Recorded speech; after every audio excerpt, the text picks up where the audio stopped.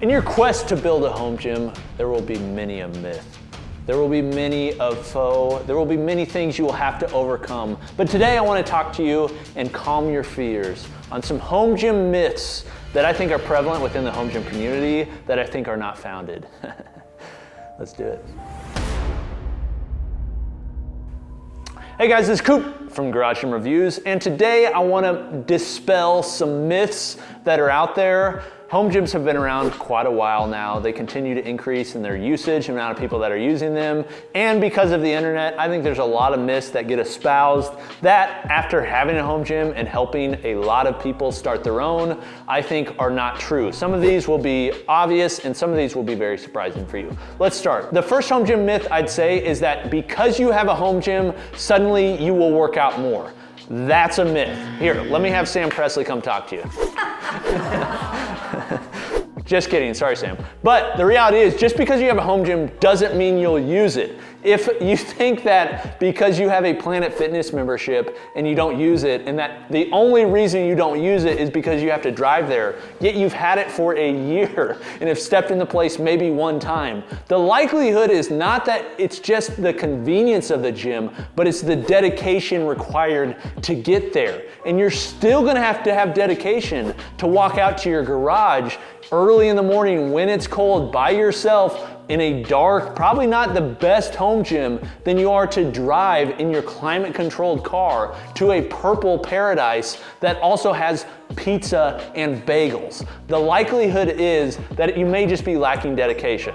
Now, I will say, having a home gym is extremely convenient. It's crazy efficient. I absolutely love it. But don't assume that just because you have a home gym, you're gonna use it all the time. So one thing I do with my leftover equipment a lot of times is I'll just give it to buddies, but I always give the stipulation only if you use it. And one thing I found is a lot of times, people I give it to, they don't end up using it. They'll use it for a few months, they'll tell me how much they use it all the time, how thankful they are for it, and then I notice about the 2-month mark, I stop hearing about how much they appreciate it and how much they use it. And it's not because they've done enough of appreciation, it's because they just stop using it. And so like the Grim Reaper, I have to collect. But the reality is, just because you have a home gym doesn't mean you'll use it more. It depends on who you are. For me personally, I use my gym way more because it's efficient and close to me, but that's like everything in my life. I drink more coffee because I have a machine at my house. I work out more because my gym's at my house. There's a lot of things that I put in the house that I use more because I know I will use them, but that's not the case for everybody.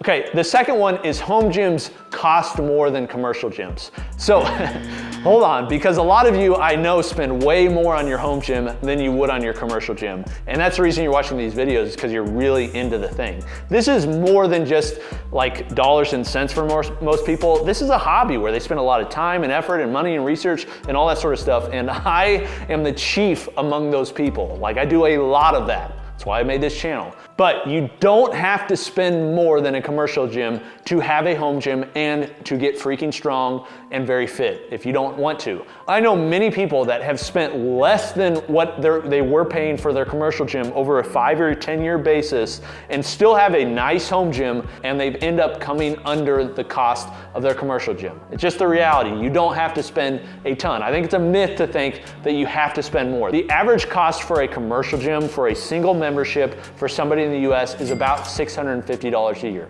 That's kind of what most people end up paying. There's a lot more than that. There's also a bit cheaper than that. Like Planet Fitness can be very cheap, but you're looking at a Lifetime Fitness or an Equinox membership or some of those, it can just get egregious. And the reality is, a lot of people that do group fitness like CrossFit or Orange Theory, they're spending way more than that. But let's just say it's $650 a year. So over a 5-year period, that's $3,250 that you could basically spend in a home gym. And the reality is, if you spend that money in a home gym, you, number one, have an asset. You're not renting the equipment, you own it, which means number two, you can sell that equipment, which means you can get that money back if you'd want to. But it's something that you can have for a long time. These are durable goods. You're not really wearing out dumbbells and racks and barbells and stuff. You can pass them down to your kids. So a home gym doesn't have to cost more than a commercial gym. But if you'd like to spend more money on a home gym than a commercial gym, I support you. Okay, number three, home gyms require a lot of space. They don't. It's nice to have a lot of space, but just like everything else, if you have more space, you're gonna fill it up. It's just kind of how it is. If you have a big house, you're gonna fill it up. You have a lot of storage room, you're gonna fill it up. You build a big shop. That's one thing. I'm working on building a shop right now, and everybody tells me, build it as big as you can and then go a little bit bigger, because the reality is you're gonna fill it. So if you wanna limit the amount of money you're spending and limit the amount of space you're taking up, then just build it in a small space. There are systems, like say PRX, that all they have to take up is a single wall and you can still park in your garage. I've seen people with kitchen home gyms. For instance, my buddy John Call, Juji Mufu, is huge now, as is he. But his old gym was in his kitchen, had a power rack in his kitchen. Very eccentric guy, very eccentric home gym setup, but I think it shows that you don't have to have a crazy setup in order to get big and strong. You don't need a ton of space. You can get it done in a small space. Number 4, training variety just won't be the same. It won't scratch the itch as what it would be in a commercial gym, and that's kind of true, yes and no. In a commercial gym, you have a variety of machines. You have tons of machines, you have 1 or 2 power racks.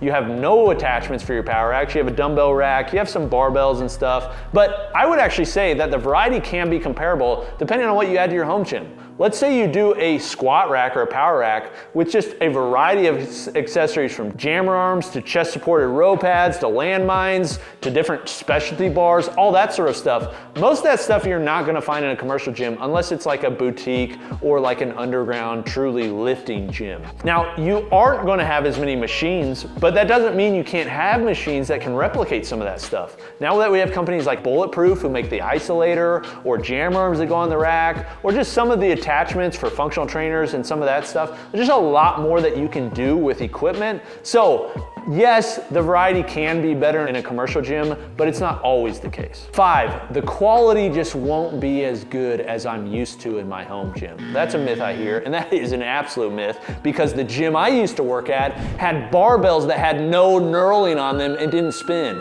And you know that's the case for most of you that have worked at commercial gyms. Most of commercial gyms' equipment sucks because it's whatever is most durable, and if something breaks, they just keep it.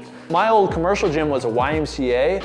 Those bars, looking back on them, maybe when they were first bought, I think they were really, really old Texas power bars, but nearly every single one was bent to some degree, also had hardly any knurl. The equipment, honestly, that you can buy for your home gym for much less than what those companies are paying for the commercial gyms can honestly be higher quality and less expensive. The amount of opportunities you have to buy good gym equipment today from a variety of players is better than at any time in history.